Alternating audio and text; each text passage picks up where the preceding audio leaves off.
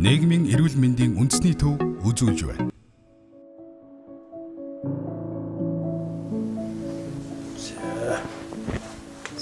Шаг. Хоёрд нэг жаахан толгой өвддөг болчихлоо. Сая засар үйсэн тэрнээс болоод байгаа юм доо. Одоо мэдхгүй юм ин агаарын дутагдаад байгаа юм болов. Энэ дотоод орчны бохирдол гэдгээс болж иж магадгүй шүү. Дотоод орчны бохирдол гэж одоо юу гэлээд вэ? Дотоод орчны бохирдол гэж аав. Айгүй олон зүйлийг нэрлэдэг юм байна. Дотоод орчны агаарын бохирдол нь дасгалгаан доторх ойлголт хэдий ч их усүрэн гаднаас байдаг. Тухайлбал Улаанбаатар хотын утаа агаарын чанарын стандарт Дэлхийн эрүүл мэндийн байгууллагын зөвлөмж хэмжээнээс 10-аас 20 дахин ихсээд олон жил болсон.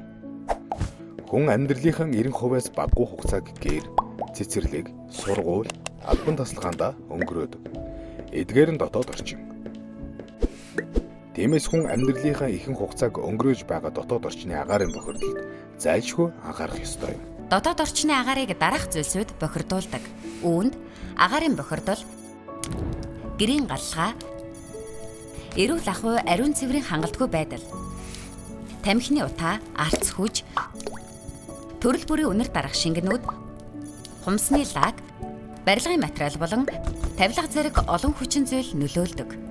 Эдгээр дотоод орчны агаарыг бохирдуулагч их усүрүүдээс бий болсон нүүрс төрөгчийн дутуу эсэл, азотын давхар эсэл, тоосон цор, дэгдэмхий органик нэгдлүүд зэрэг бохирдуулагч бодисууд нь арьс амьсгалын замаар хүний биед нэвтэрч хүүхдийн амьсгалын замын өвчлөл, тоосон цэрийн харшил, гурс олон бактериаг ихээхэн нөлөө үзүүлдэг байна.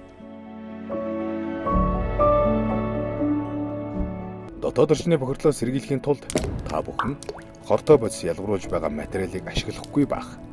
Гадаад орчны бохирдлыг бууруулах, гаднаас гэрт орж ирж буй агарыг шүүх, гэртээ агаар цэвэршүүлэгч тавихыг уриалж байна. Зөв.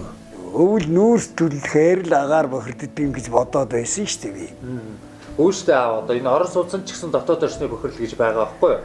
Тэгэхээр энэ байнь цэвэрлэгээ хийсэн зүгээр юм шиг байгаа. Зөв. Шаг мат.